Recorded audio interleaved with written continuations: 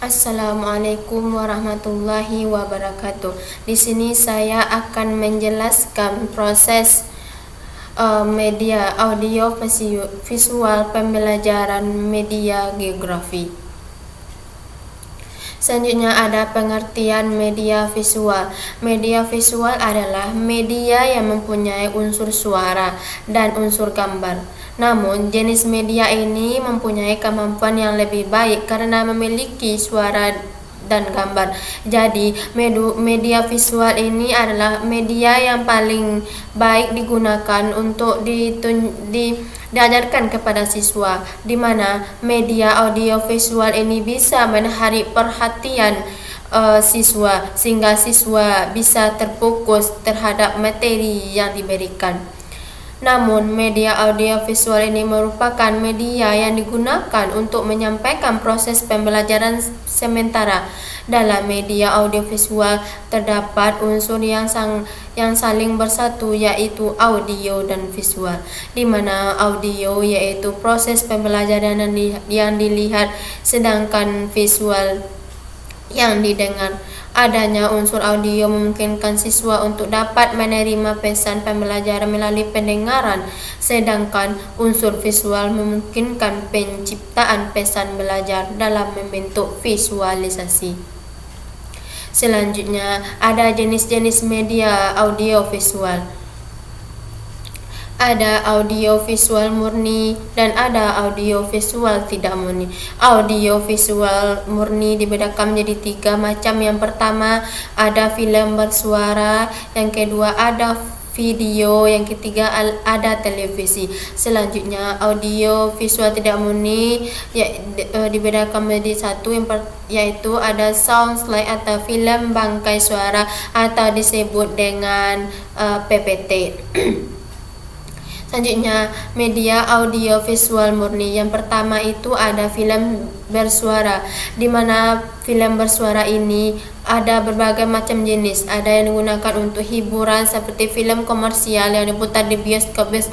Akan tetapi, film bersuara ini dimasukkan dalam pembahasan dalam alat pembelajaran, di mana film bersuara ini berfungsi untuk mengingat kemampuan siswa dalam pembelajaran serta mampu menerapkannya dalam kehidupan sehari-hari. Namun, film bersuara ini media yang sangat besar kemampuannya dalam proses belajar-mengajar. Di samping melihat, siswa juga dituntut untuk mendengar serta memperlihatkan kreativitasnya baik secara eksternal maupun secara internal. Selanjutnya ada video, di mana video ini bersifat informatif, edukatif atau edukasi, atau melakukan pembaruan secara instruksional atau di dalam dirinya sendiri. Sebagian besar tugas film dapat dikatakan oleh video, tapi tidak berarti bahwa video akan menggantikan kedudukan film. Media video merupakan salah satu jenis media audio visual selain film yang banyak dikembangkan untuk keperluan pembelajaran, di mana video ini berperan penting dalam belajar siswa, di mana video ini juga mampu menarik perhatian serta memikat atau mampu membuat individu siswa tersebut bisa mengingat, mendengar, maupun bisa menangkap imajinasinya.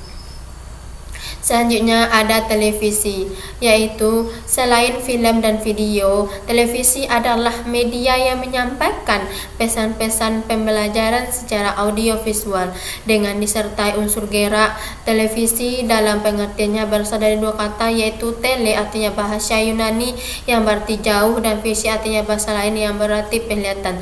Jadi, televisi di sini juga berfungsi sebagai penglihatan maupun pendengaran yang ditunjukkan kepada siswa, di mana televisi ini banyak mengandung alat-alat pembelajaran seperti menggunakan mengingat berita bahwa di suatu daerah tersebut telah mengalami suatu bencana yang sangat besar. Selanjutnya ada audio visual tidak murni, yang dikategorikan yaitu sound slide atau film bingkai suara. Slide atau film translip yang ditambah dengan suara bukan alat audio visual yang lengkap karena suara dan rupa berada terpisah. Oleh sebab itu, slide atau film strip termasuk media audiovisual saja atau media visual dalam plus suara. Gabungan slide atau film bingkai dengan tab audio adalah jenis sistem multimedia yang paling produksi, di mana SoundCloud Studio ini seperti yang kita lihat pada PowerPoint, di mana PowerPoint ini menampilkan slide beserta ada yang menampilkan suara, ada yang seperti menampilkan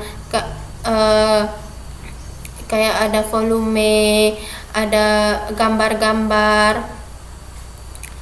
Selanjutnya ada gambar media visual yang kita lihat, yaitu ada televisi, ada rekaman, ada kaset, ada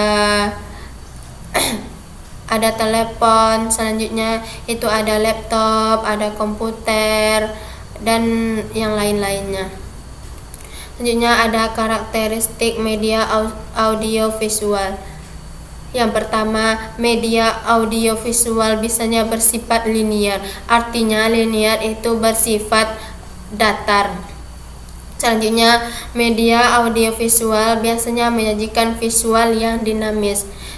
Yang ketiga, media audiovisual merupakan representasi fisik dari gagasan real atau gagasan abstrak. Gagasan real artinya gagasan nyata atau gagasan yang benar-benar nyata.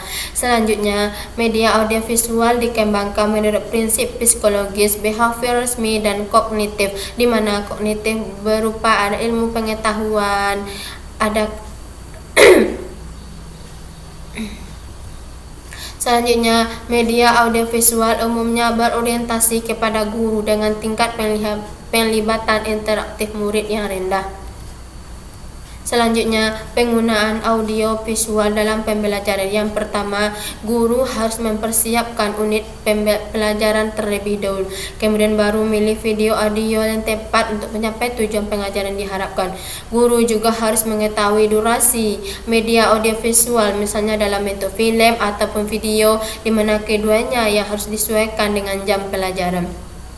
Yang ketiga, mempersiapkan kelas yang meliputi persiapan siswa dengan memberikan penjelasan global tentang isi film, video, dan televisi yang akan diputar dalam persiapan peralatan.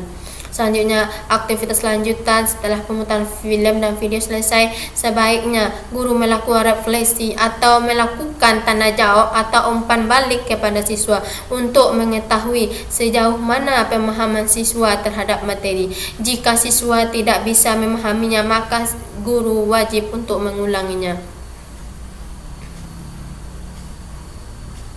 Selanjutnya, penggunaan audio visual dalam pembelajaran.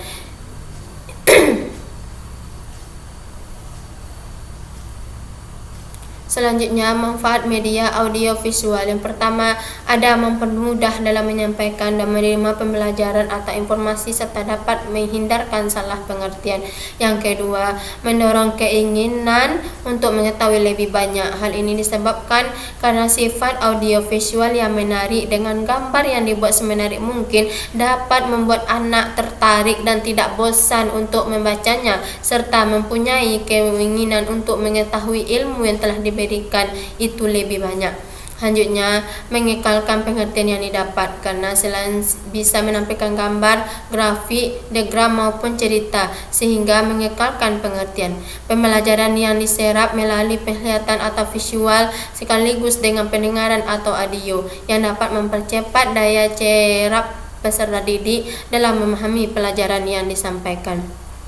Selanjutnya, kelebihan media audiovisual. Yang pertama, objek yang terlalu besar digantikan dengan realitas gambar atau film bingkai atau film atau audio. Yang kedua, objek yang kecil dibantu dengan proyektor mikro, film bingkai, film atau gambar gerak yang terlalu lambat atau terlalu cepat dapat dibantu dengan timeline atau high speed fotografi. Yang ketiga, konsep yang terlalu luas atau gunung berapi atau gempa bumi atau lain-lain dapat divisualisasikan dalam bentuk film, bangkai, gambar, dan lain-lain.